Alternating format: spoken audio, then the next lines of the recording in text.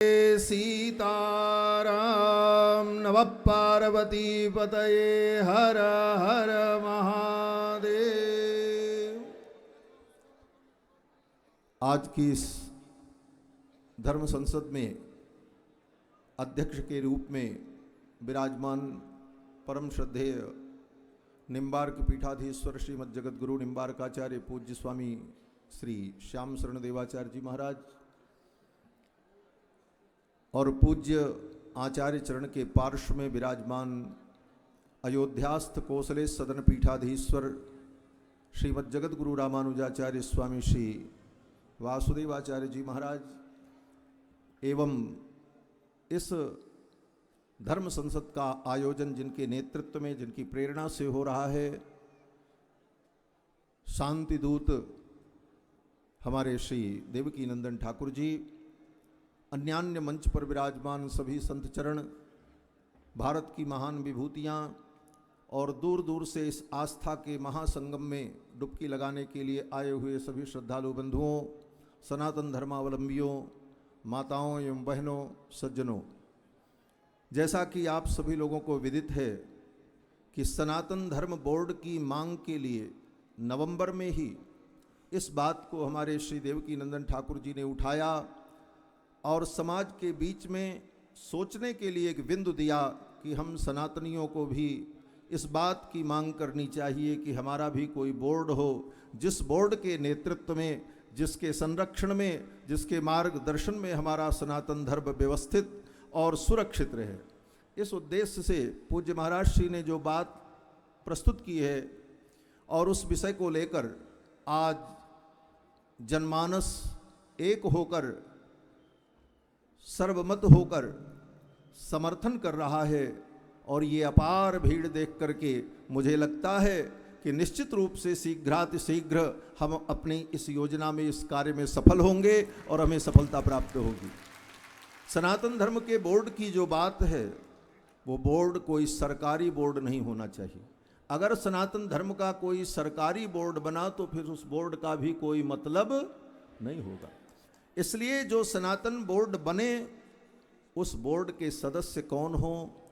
हमारे आचार्य जन हो, भगवान शंकराचार्य, भगवान रामानुजाचार्य, भगवान श्री निम्बार्काचार्य, भगवान श्री वल्लभाचार्य, भगवान श्री रामानंदाचार्य, जो हमारे सनातनी आचार्य हैं, जो वेद श्रुति स्मृति पुराणादि को परम प्रमाणभूत मानते हैं, ऐसे आचार्यों के नेतृत्व में वो बोर्ड बने और उस बोर्ड के द्वारा सनातन धर्म का नियंत्रण हो, संरक्षण हो और संवर्धन हो।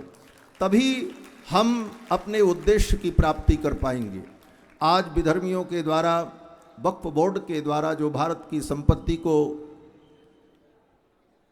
ले लेने का षड्यंत्र चल रहा है, बात तो सच ये है कि जब देश का बंटवारा धर्म के नाम पर हुआ तो जितने विधर्मी हैं उनको पाकिस्तान चले जाना चाहिए, इस देश में रहना ही नहीं चाहिए उनको। जब धर्म के नाम पर बंटवारा हुआ तो जितने मुस्लिम हैं वो वहाँ चले जाएं पाकिस्तान में, और पूरा हिंदुस्तान हिंदुओं का है। और ये तो हम छोटी बात कह रहे हैं, अगर विचार किया जाए तो हिंदुस्तान नहीं, संपूर्ण धरती सनातन धर्मावलंबियों की है। ये संपूर्ण धरती सनातन धर्मावलंबियों की है। हम मनु की संतान हैं और मनु की संपूर्ण सृष्टि है और मनु की संपूर्ण पृथ्वी है, इसलिए हमारा संपूर्ण पृथ्वी पर अधिकार है। इक्ष्वाकूणाम यम भूमि सशैल वन कानना, ये संपूर्ण धरती इक्ष्वाकु वंश की धरती है, तो संपूर्ण धरती पर हमारा अधिकार है।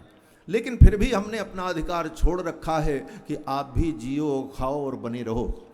और इस समय जहाँ जहाँ खुदाई हो रही है, वहाँ सब जगह हमारे ही प्रमाण मिल रहे हैं। और विचित्र बात यह है कि खुदाई वहाँ हो रही है जहाँ इनका खुदा बैठा हुआ है। खुदा स्वयं खुदवा रहा है, खुदा कह रहा है आओ खोदो, हम यहाँ बैठे हुए हैं और तुम्हें प्रमाण मिलेगा।